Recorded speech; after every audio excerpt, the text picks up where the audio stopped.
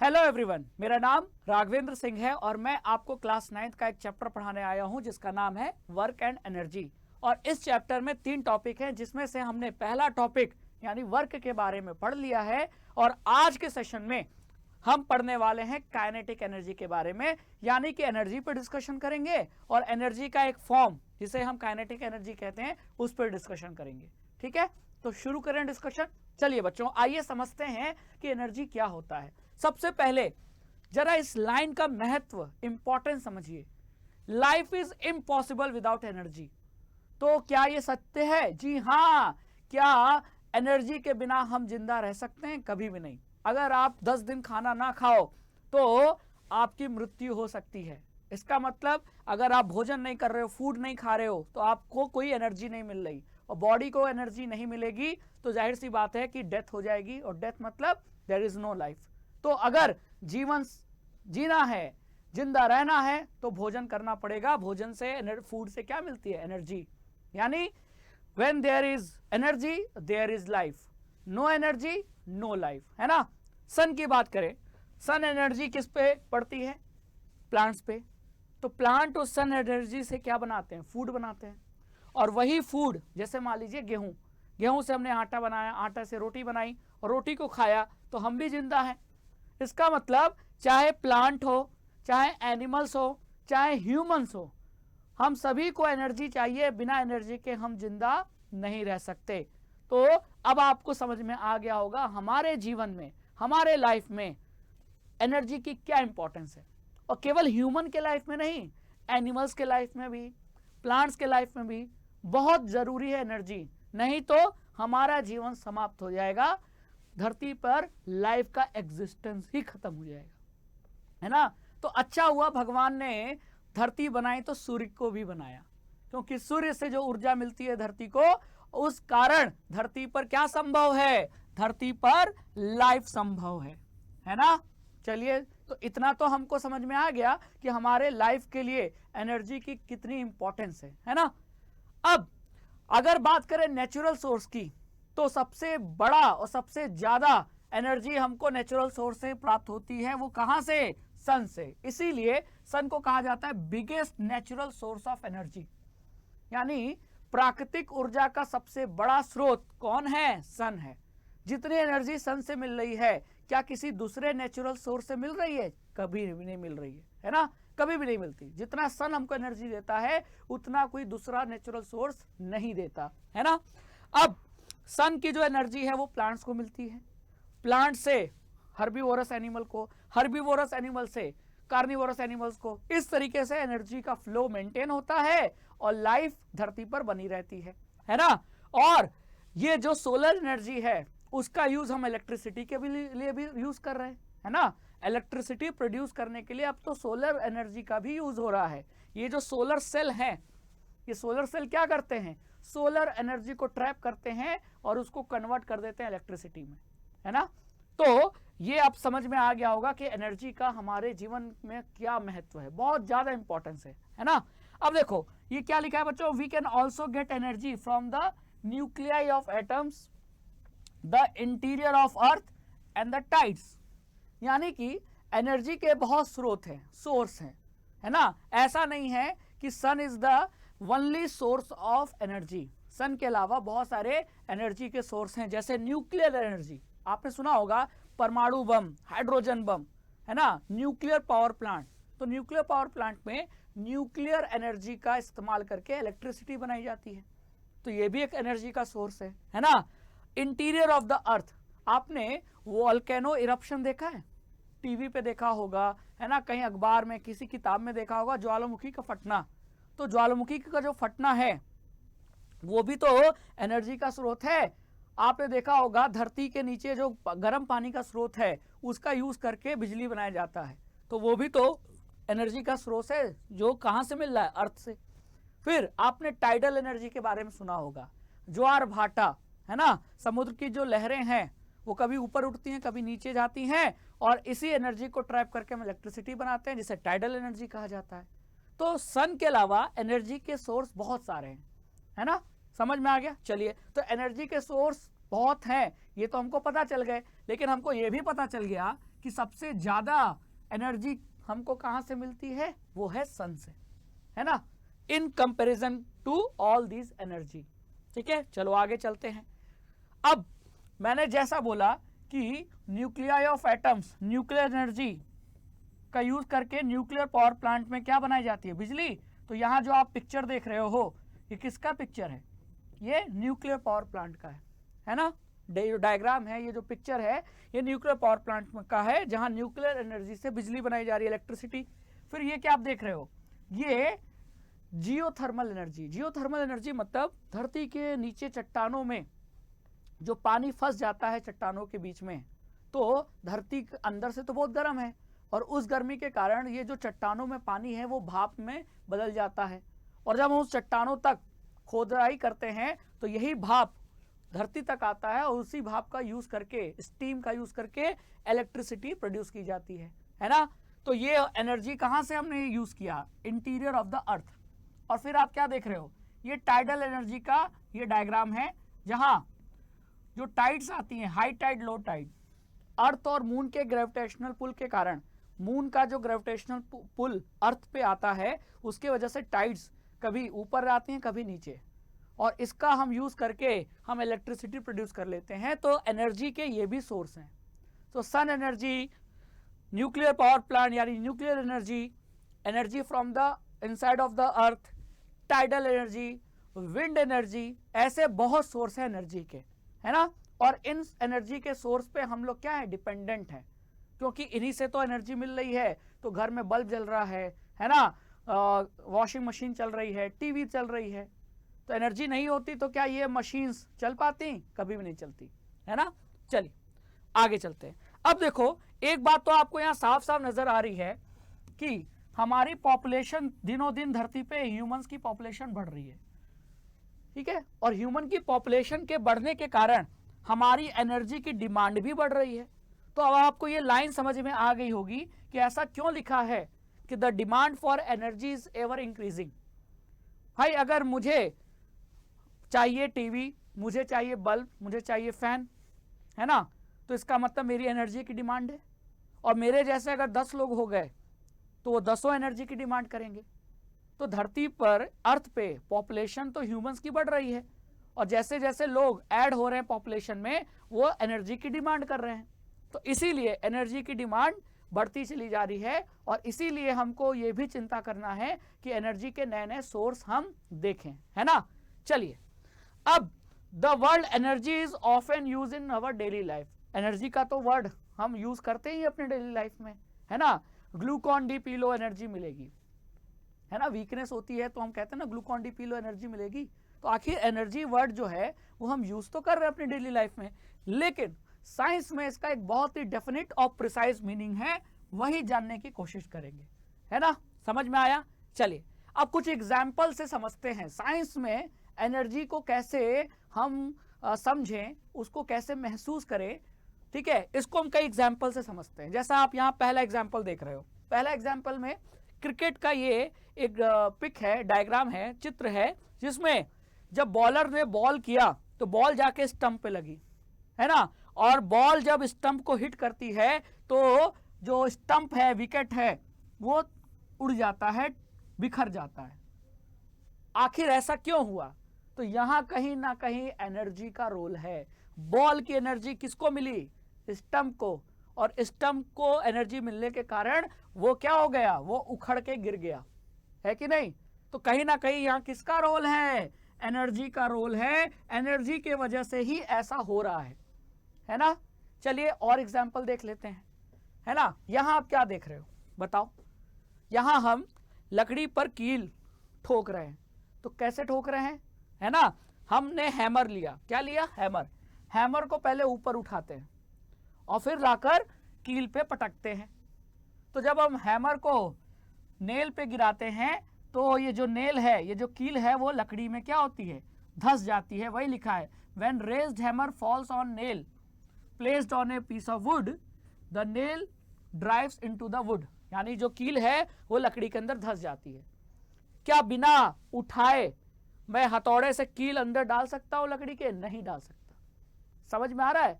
यानी मुझे हथौड़ा उठाना पड़ेगा। क्यों? क्योंकि हथौड़ा उठाने के बाद जब मैं कील पे मारूंगा, नेल पे मारूंगा, तो हथौड़े की एनर्जी किसको मिलेगी? कील को, और कील एनर्जी पाकर अंदर लकड़ी में धंस जाएगा। यानी यहां भी आखिर कंसेप्ट किसका छुपा है? एनर्जी का कंसेप्ट छुपा है। तो प्रीवियस एग्जाम्पल में जहां बॉल स्टंप पे लगने के कारण स्टंप गिर गया, इस वाले एग्जाम्पल में जहां हैमर को उठाकर जब हमने कील पे मारा तो कील जाके लकड़ी के अंदर धंस गई, यहां किस कंसेप्ट का एग्जाम्पल दिख रहा है? एनर्जी का ये रिप्रेजेंटेशन है। कहीं ना कहीं एनर्जी क्या हो रही है? ट्रांसफर हो रही है एक ऑब्जेक्ट से दूसरे ऑब्जेक्ट, है ना? अब इसी एनर्जी को तो हमको पढ़ना है, ठीक है। चलिए एक और एग्जाम्पल देखते हैं। बचपन में हमने इस प्रकार का खिलौना जरूर खेला होगा, है ना? हमारे बड़ों ने भी खेला है, हमने भी खेला है, और जो इस समय छोटे बच्चे हैं वो भी खेल रहे होंगे, है ना? चाबी भरना। तो अगर मैं इसमें चाबी भरूं और चाबी भरने के बाद इस खिलौने को मैं छोड़ दूं तो ये क्या करेगा? ऐसे ऐसे ये बंदर बाजा बनाएगा, बजाएगा कि नहीं? ये खिलौना सबने खेला है कि नहीं? बिल्कुल। तो हम क्या ऑब्जर्व कर रहे हैं कि जब इसकी वाइंडिंग की जाए, वाइंडिंग मतलब जब इस चाबी को भरा जाए, खिलौने की चाबी को, तो ये मूव करने लगता है। आखिर हमने ऐसा क्या किया? हमने अगर वाइंडिंग की टॉय की, यानी कि चाबी भरा, तो हमने एनर्जी ट्रांसफर किया, और उस एनर्जी ट्रांसफर होने के कारण ही ये खिलौना मूव करने लगता है, टॉय मूव करने लगता है। इसका मतलब कि इस एग्जाम्पल में भी किसका रिप्रेजेंटेशन है? एनर्जी का रिप्रेजेंटेशन है, एनर्जी ट्रांसफर हो रही है ना? समझ में आया? तो इसका मतलब अगर हम चाहते हैं कि कोई ऑब्जेक्ट वर्क करे तो उसको एनर्जी देना पड़ेगा, है ना? तो ये साफ साफ निकल के आ रहा है कि नहीं? चलिए ठीक है, आगे चलते हैं। इन ऑल दीज एग्जाम्पल, इन सभी एग्जाम्पल में object acquire through different means, मतलब अलग अलग तरीकों से ऑब्जेक्ट एक्वायर कर लेता है। क्या एक्वायर कर लेता है?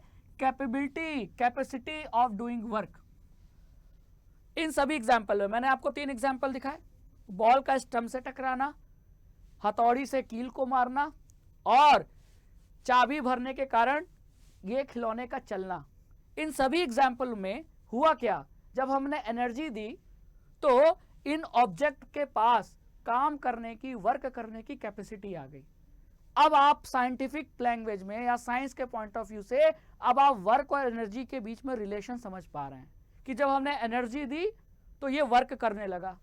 यानी एनर्जी कहीं ना कहीं वर्क करने की कैपेसिटी ही तो है। अगर मुझे कार्य करने की क्षमता मेरे पास है तो इसका मतलब मैं कह सकता हूं कि मेरे पास एनर्जी है। मेरे पास एनर्जी होगी तो मैं काम करूंगा, मैं दौड़ूंगा, खेलूंगा। अगर मेरे पास एनर्जी नहीं है तो मैं कोई भी काम, कोई भी वर्क नहीं कर सकता।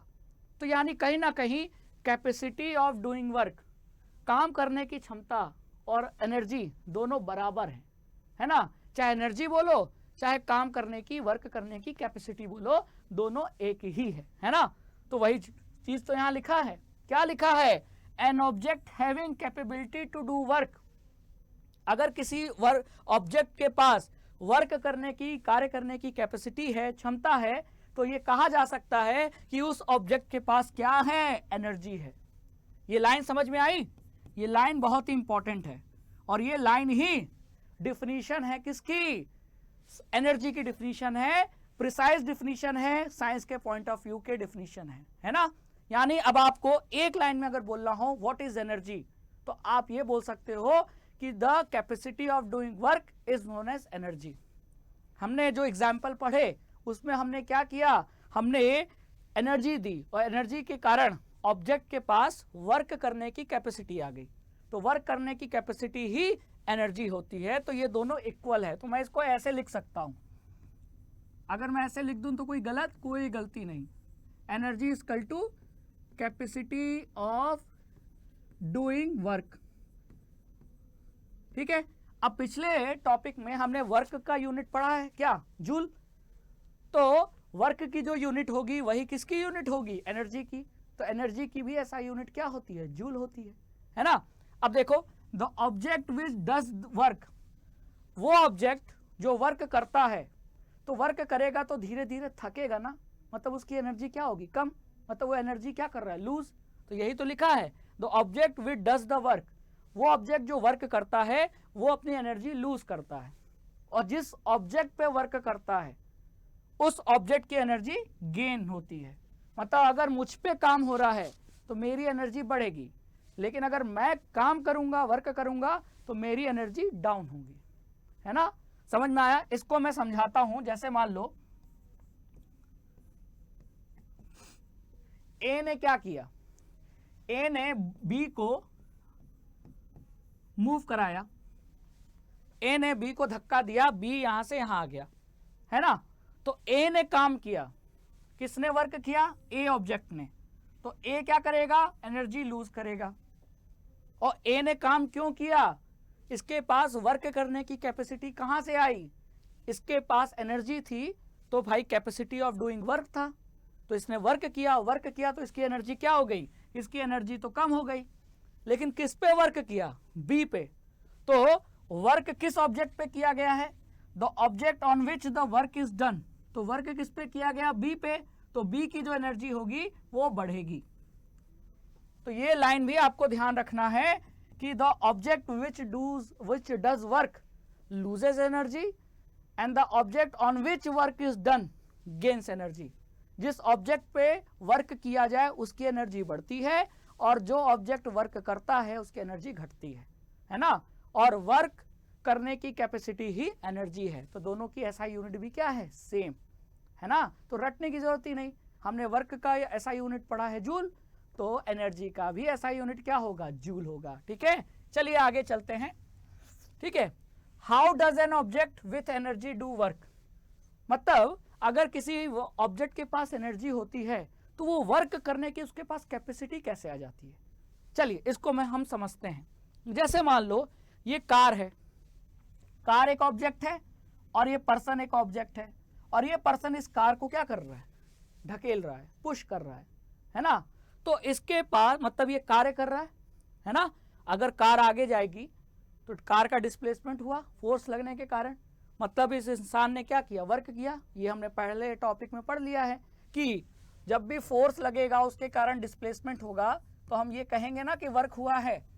तो मान लेते हैं कि ये वर्क कर रहा है, तो इसके पास वर्क करने की कैपेसिटी कैसे हुई, कैसे आई, है ना। तो how does an object with energy do work, इसके पास एनर्जी थी तो कैसे ये वर्क में कन्वर्ट हुआ? देखो, अगर हम कह रहे हैं कि इस पर्सन के पास एनर्जी है, तो एनर्जी है इसका मतलब ये फोर्स लगा सकता है किस पे? कार पे। ठीक है, क्या किया? इसके पास एनर्जी थी तो इस पर्सन ने इस कार पे क्या लगाया? फोर्स। तो वही तो लिखा है, an object that possess energy can exert a force on another object. तो एक ऑब्जेक्ट हो गया पर्सन, दूसरा ऑब्जेक्ट हो गया कार, और इस पर्सन के पास एनर्जी थी तो इसलिए ये इस कार पे क्या लगा सकता था? फोर्स लगा सकता था, तो लगाया। अब फोर्स लगने के कारण हुआ क्या? ये कार यहां से डिस्प्लेस होकर यहां आ गई, है ना। कार क्या हो गई? कार का डिस्प्लेसमेंट हो गया, कहां से कहां? यहां से यहां। ठीक है, तो फोर्स के डायरेक्शन में डिस्प्लेसमेंट हुआ, तो इसका मतलब वर्क हुआ कि नहीं? तो व्हेन दिस हैपन, जब ऐसा होता है कि जब किसी ऑब्जेक्ट के पास एनर्जी होती है तो वो किसी दूसरे ऑब्जेक्ट पे फोर्स लगा सकता है, और फोर्स लगाने के कारण क्या होगा? उस ऑब्जेक्ट का क्या होगा? डिस्प्लेसमेंट। और अगर उस ऑब्जेक्ट का फोर्स लगने के कारण डिस्प्लेसमेंट हुआ तो इसका मतलब यहां हम कह सकते हैं कि कार के ऊपर वर्क किया गया, तो इसका मतलब वर्क डन हुआ कि नहीं? तो first object had a capacity to do work, this implies that any object that possess energy can do work. तो पहले क्या किया? पर्सन के पास एनर्जी थी, तो वो ऑब्जेक्ट पे क्या लगा सकता था? फोर्स। और जब ऐसा हुआ, when this happens, energy is transferred from former to latter, यानी इस पर्सन की एनर्जी किसको मिली? कार को, है ना।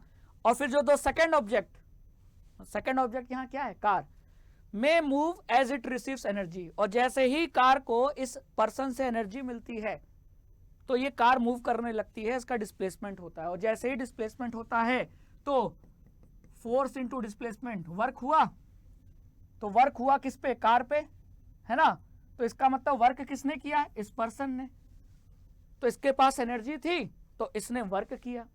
तो मतलब एनर्जी होने से वर्क कैसे हो जाता है, समझ में आया कि नहीं? एनर्जी होती है तो हम किसी पे फोर्स लगा सकते हैं, फोर्स लगाते हैं तो उसका डिस्प्लेसमेंट होता है, और फोर्स इनटू डिस्प्लेसमेंट तो हमने क्या कर दिया, हमने कार्य कर दिया। तो एनर्जी होने की वजह से हम किसी भी दूसरे ऑब्जेक्ट पे वर्क कर सकते हैं। ठीक है, ये इस एग्जाम्पल से आपको समझ में आ रहा है। तो ये जो पूछा गया था अब क्लियर हो गया कि कैसे किसी ऑब्जेक्ट जिसके पास एनर्जी होती है वो वर्क कर सकता है, वो इस तरीके से वर्क कर सकता है। ठीक है, चलिए अब हमको ये समझ में आ गया, the energy possessed by the object is thus measured in terms of capacity of doing work. ये तो मैंने पहले ही बोल दिया था कि एनर्जी को कैसे मेजर करते हैं, किसी भी पर्सन या ऑब्जेक्ट की कैपेसिटी वर्क करने की जो होती है उसी को तो एनर्जी कहते हैं। तो इसका मतलब दोनों वर्क और एनर्जी तो सेम ही तो है, इसीलिए दोनों का ऐसा यूनिट भी क्या है, सेम। सेम मतलब जूल, वर्क का भी ऐसा यूनिट जूल, ये हमने पहले ही पढ़ लिया है, और एनर्जी का भी ऐसा यूनिट क्या होता है, जूल होता है। कोई कंफ्यूजन नहीं होना चाहिए, वर्क और एनर्जी में दोनों का ऐसा यूनिट सेम होता है। ठीक है, तो अगर आपसे कोई पूछा जाए कि 1 जूल एनर्जी अगर आपके पास है तो आप कितना वर्क कर सकते हो, तो 1 जूल एनर्जी अगर मेरे पास है तो मैं 1 जूल का वर्क कर सकता हूं, सिंपल है ना। तो वही लिखा है 1 joule is the energy required to do 1 joule of work. और कभी कभी हमको एक बड़े यूनिट की जरूरत पड़ती है एनर्जी की, तो जूल ऐसा यूनिट तो है, लेकिन जूल से भी बड़ी ऐसा यूनिट तो नहीं है, बस यूनिट कह सकते हैं। जूल ऐसा यूनिट तो है, लेकिन जूल से भी बड़ी यूनिट क्या है, किलो जूल। तो एनर्जी की एक और यूनिट है किलो जूल, लेकिन ये ऐसा यूनिट नहीं है। यूनिट ये भी है, यूनिट ये भी है। एनर्जी की यूनिट जूल भी है और एनर्जी की यूनिट किलो जूल भी है, लेकिन ऐसा यूनिट सिर्फ जूल है ना। और किलो जूल थोड़ी बड़ी यूनिट है। तो 1 किलो जूल में कितने जूल होते हैं, तो किलो मतलब 1000, तो इसका मतलब 1 किलो जूल 1000 जूल के बराबर होता है। ये रिलेशन याद रहेगा ना आपको, भूलोगे तो नहीं, चलिए तो भूलना भी मत, ठीक है। और कभी अगर कोई क्वेश्चन आ गया जिसमें एनर्जी की यूनिट जूल में रखनी है, लेकिन क्वेश्चन में किलो जूल दिया है, तो आपको किलो जूल से उसको बदलना पड़ेगा जूल में, और उसके लिए ये कन्वर्जन आपको हेल्प करेगा। ठीक है, चलिए आगे चलते हैं। अब एनर्जी के कई सोर्स होते हैं, कई रूप होते हैं, ये हमको पहले से पता है ना। Solar energy, tidal energy. तो एनर्जी एक ही रूप में नहीं, उसके कई रूप हैं। जैसे भगवान, एनर्जी समझ लीजिए भगवान है, जैसे भगवान कई रूप में है, कभी ब्रह्मा, कभी विष्णु, कभी महेश, है ना। ठीक उसी तरह एनर्जी कभी मैकेनिकल एनर्जी होती है, कभी वो हीट एनर्जी है, कभी केमिकल एनर्जी है, कभी इलेक्ट्रिकल एनर्जी है, कभी लाइट एनर्जी है ना। मैकेनिकल एनर्जी में फिर 2 एग्जाम्पल हैं, पोटेंशियल और काइनेटिक, है ना। हम क्या पढ़ने वाले हैं इस सेशन में, तो हम काइनेटिक एनर्जी के बारे में ही तो पढ़ेंगे। तो इसीलिए पहले एनर्जी को समझ रहे थे, एनर्जी समझ में आ गया तो फिर काइनेटिक और पोटेंशियल एनर्जी भी समझ में आ जाएगा, है ना। लेकिन अभी के सेशन में हम सिर्फ काइनेटिक एनर्जी को समझेंगे। लेकिन उसके लिए यह समझना जरूरी था कि एनर्जी के कई रूप, कई फॉर्म होते हैं। जैसा कि ये बल्ब जल रहा है, तो बल्ब जल रहा है, इससे कौन सी एनर्जी निकल रही है, लाइट एनर्जी निकल रही है। इस बैटरी, हमारे गाड़ियों में बैटरी होती है ना, टॉर्च में हम सेल लगाते हैं, तो इससे क्या निकल रहा है, ये केमिकल एनर्जी का एग्जाम्पल है। ठीक है, ये क्या कर रहे हैं हम बताओ, यहाँ हम हथौड़ा ऊपर खींच के मार रहे हैं कील पे, यहाँ मैकेनिकल एनर्जी है। ये आपको करंट दिख रहा है, ये इलेक्ट्रिकल एनर्जी है। तो अलग अलग एनर्जी के क्या है, फॉर्म है, रूप है ना। तो ये आपको पता होना चाहिए। अब हमको डिस्कशन किस पे करना है, हमको डिस्कशन करना है काइनेटिक एनर्जी पे। व्हाट इज काइनेटिक एनर्जी, तो काइनेटिक एनर्जी हमको क्या होता है ये पता करना है। ठीक है, अब कभी भी कोई मूविंग ऑब्जेक्ट आप देखो, जैसे कि यहाँ नारियल के पेड़ से नारियल गिर रहा है नीचे, है ना। कभी भी नारियल के पेड़ के नीचे अगर खड़े हो तो सावधानी से खड़े होना, कभी भी नारियल गिर सकता है आपके सर पे, है ना। तो नारियल ऊपर से नीचे आ रहा है, मूविंग है। कार चल रही है, मूविंग ऑब्जेक्ट है, जी हाँ। प्लेन उड़ रहा है, मूविंग ऑब्जेक्ट है ना। तो जब भी काइनेटिक एनर्जी की बात आएगी तो हमेशा बात होगी मूविंग ऑब्जेक्ट की क्योंकि अगर ऑब्जेक्ट रेस्ट पे है तो उसके पास काइनेटिक एनर्जी हो ही नहीं सकती। काइनेटिक एनर्जी हमेशा किसके पास होती है, ऐसे ऑब्जेक्ट के पास होती है जो हमेशा क्या कर रही है, मूव कर रही है। अब चाहे वो कार हो, चाहे प्लेन हो, चाहे हेलीकॉप्टर हो, चाहे साइकिल हो, चाहे वो नारियल हो, मूविंग ऑब्जेक्ट के पास ही काइनेटिक एनर्जी होती है। अब इसी को तो समझना है। अच्छा, अगर मान लीजिए आपसे कोई पूछे कि कोई एथलीट ट्रैक पे दौड़ रहा है, हुसैन बोल्ट का आपने नाम सुना ही होगा, है ना, कितने तेजी से वो दौड़ते हैं, कई ओलंपिक जीते हैं उन्होंने 100 मीटर रेस में। तो अगर कोई एथलीट रनिंग कर रहा है तो क्या उसके पास काइनेटिक एनर्जी है? जी हाँ, क्योंकि एथलीट ऑब्जेक्ट हो गया, वो मूव कर रहा है, रन कर रहा है तो मूव कर रहा है, और अगर मूव कर रहा है तो उसके पास काइनेटिक एनर्जी है। बहती हुई हवा, उसके पास भी काइनेटिक एनर्जी है ना। फ्लोइंग वाटर, बहता हुआ पानी, उसके पास भी काइनेटिक एनर्जी है। हर ऑब्जेक्ट जो मूव कर रहा है उसके पास काइनेटिक एनर्जी होती है। ये दिमाग में बैठा कि नहीं? चलिए, बैठ तो गया होगा, तो आगे चलते हैं। तो इसका मतलब काइनेटिक एनर्जी कौन सी एनर्जी है, इसको डिफाइन कैसे करें? तो the energy possessed by an object due to its motion, किसी ऑब्जेक्ट के पास उसके मोशन के कारण जो एनर्जी उसके अंदर होती है, उस एनर्जी को ही काइनेटिक एनर्जी कहते हैं। The kinetic energy of an object increases with speed. जाहिर सी बात है, अगर ऑब्जेक्ट रेस्ट पे है तो उसकी स्पीड क्या हो गई? 0, तो काइनेटिक एनर्जी भी क्या हो गई? 0। और अगर उसकी रफ्तार बढ़ रही है तो जाहिर सी बात है उसकी काइनेटिक एनर्जी भी क्या होगी? बढ़ेगी। जितनी ज्यादा रफ्तार उतनी ज्यादा काइनेटिक एनर्जी, जितनी कम स्पीड, जितनी कम रफ्तार, उतनी कम काइनेटिक एनर्जी। यानी काइनेटिक एनर्जी सीधे डिपेंड करती है स्पीड पे। किसके स्पीड पे? ऑब्जेक्ट की स्पीड पे। और यही हमको फॉर्मूले से पता करना है, वही हम पता करेंगे अभी, है ना। चलिए, अब how much energy is possessed by a moving body by virtue of its motion. अब हमने ये तो बोल दिया और अब समझ भी लिया कि किसी ऑब्जेक्ट में मोशन के कारण जो एनर्जी होती है उस ऑब्जेक्ट में, वही एनर्जी काइनेटिक एनर्जी कहलाती है। लेकिन कोई अगर ऑब्जेक्ट मूव कर रहा है तो उसके अंदर काइनेटिक एनर्जी कितनी है, ये कैसे पता करें? तो उसके लिए हमारे पास कोई फॉर्मूला होना चाहिए। हम ये तो कह रहे हैं कि मोशन के कारण एनर्जी है, काइनेटिक एनर्जी है इस ऑब्जेक्ट में। मान लो ये रिमोट है, ये रिमोट स्पीड में जा रहा है, तो मैंने बोला इसके अंदर काइनेटिक एनर्जी है, कितनी है, ये कैसे पता करें? उसी को पता करने के लिए अब हम आगे बढ़ते हैं, है ना। तो किसी भी मूविंग बॉडी के पास कितनी काइनेटिक एनर्जी है, ये कैसे पता करें? तो इसके लिए हमने क्या किया, हमने थोड़ा डिफिनीशन पे गए। डिफिनीशन हमने पढ़ा और डिफिनीशन के अकॉर्डिंग क्या है, we say that kinetic energy of an body moving with a certain velocity is equal to the work done on it to make it acquire the that velocity. मतलब इसको हम दूसरे तरीके से भी समझ सकते हैं। जैसे कि मान लो कोई कार थी, है ना, कार या बस थी, ये u स्पीड, u मीटर पर सेकंड की रफ्तार से जा रही थी। अब हमने इस पे फोर्स लगाया, फोर्स लगाने के कारण इसकी जो स्पीड है वो u से चेंज होकर v हो गई। तो इसकी स्पीड को u से बदलकर v करने में जितना मैंने वर्क किया, उसी वर्क को मैं काइनेटिक एनर्जी के बराबर मान सकता हूं कि नहीं? जी हाँ, क्योंकि हमने पहले पढ़ लिया है कि rate of capacity of doing work is known as energy.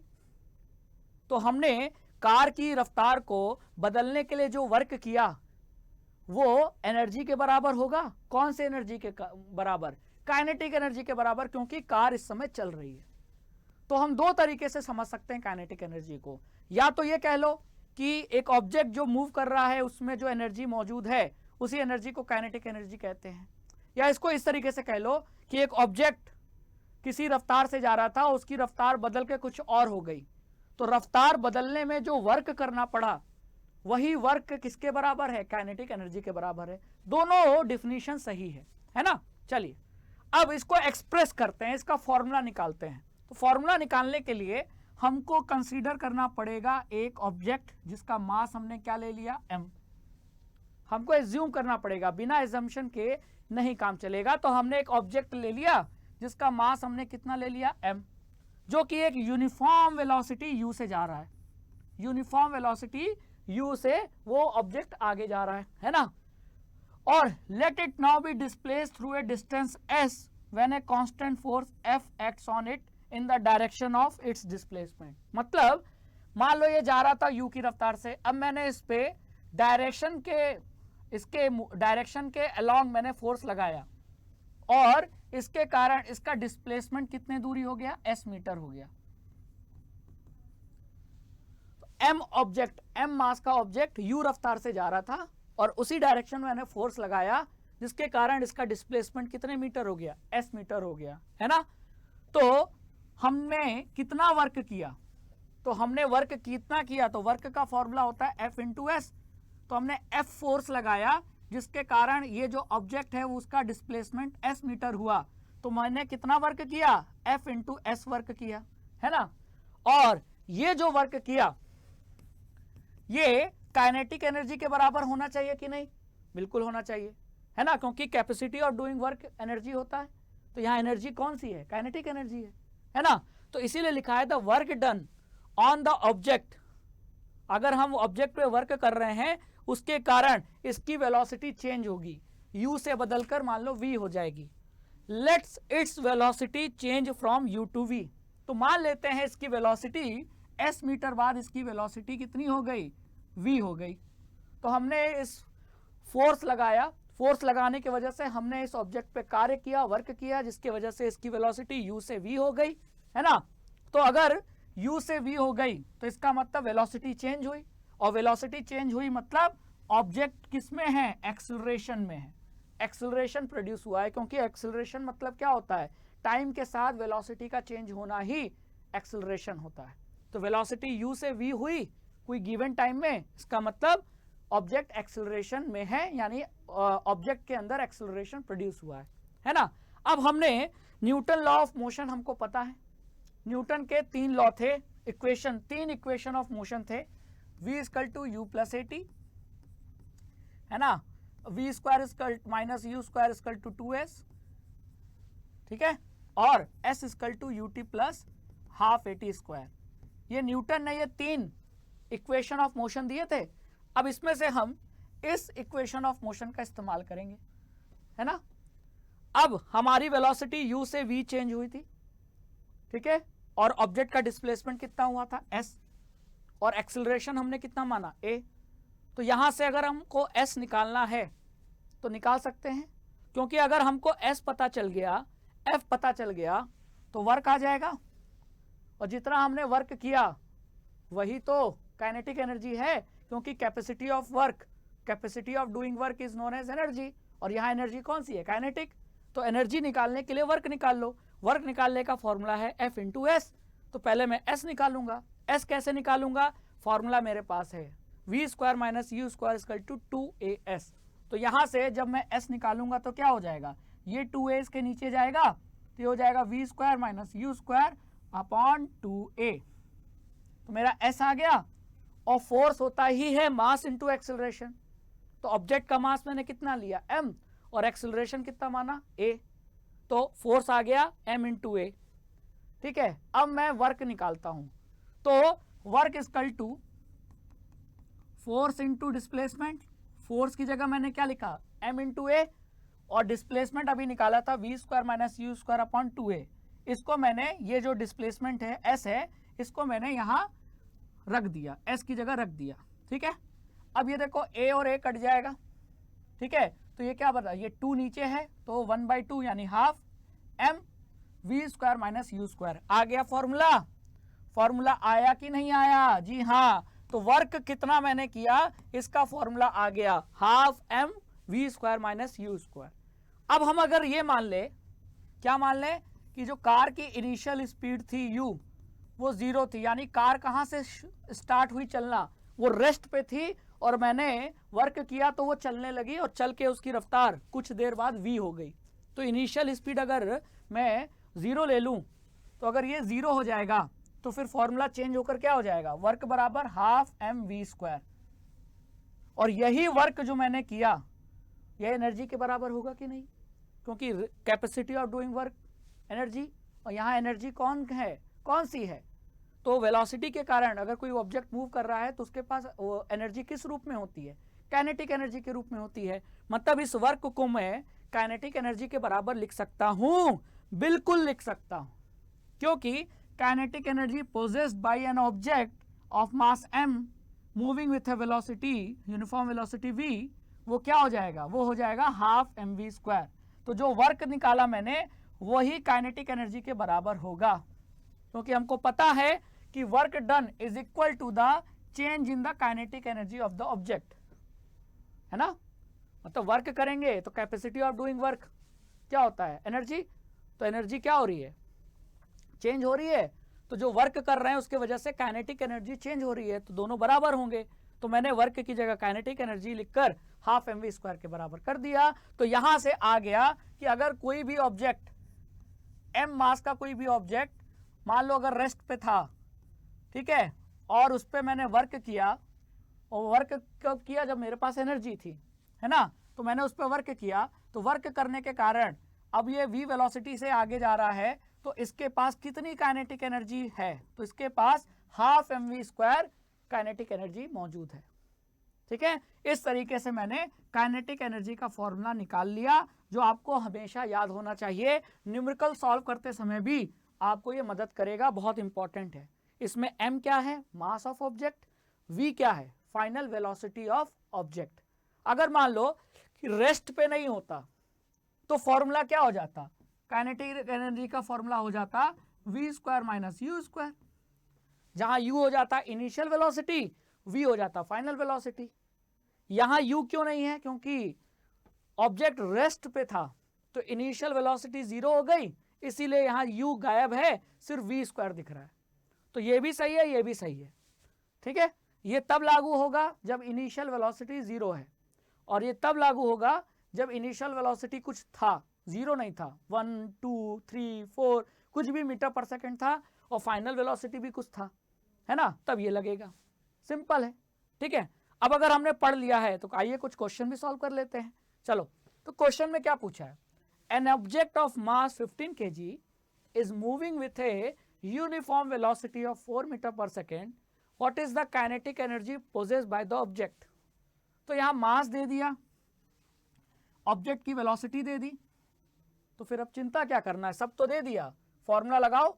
तो काइनेटिक एनर्जी का फॉर्मूला क्या होता है, हाफ mv²। तो हाफ m कितना है 15 और v² यानी 4 × 4, है ना। तो हाफ इंटू 15 इंटू 4 × 4 करोगे तो क्या होगा, इसको मैं यहां कर देता हूं, हाफ इंटू 15 इंटू 4 × 4, तो 2 2 जा 4 2 जा 8, ठीक है, और ये हो जाएगा 15 इंटू 8, 15 इंटू 8 मतलब 5 8 40, 4 8 4 12 यानी 120 जूल। आ गया, एनर्जी है तो एसआई यूनिट क्या होगी, जूल ही तो होगी। कोई दिक्कत है इसमें, कोई दिक्कत नहीं, है ना। चलिए, तो हमने इस सेशन में क्या पढ़ा, हमने एनर्जी के बारे में पढ़ा, और एनर्जी के कई रूप होते हैं ये भी जाना, और उन्हीं रूपों में फॉर्म्स ऑफ एनर्जी में एक होता है काइनेटिक एनर्जी। काइनेटिक एनर्जी का फॉर्मूला पढ़ा, और एक क्वेश्चन भी सॉल्व किया, जिससे हमने समझ में आया कि काइनेटिक एनर्जी के क्वेश्चन को हम किस तरीके से सॉल्व कर सकते हैं, फॉर्मूला कैसे अप्लाई कर सकते हैं, ठीक है। तो सेशन से जुड़ने के लिए और पढ़ने के लिए थैंक यू सो मच।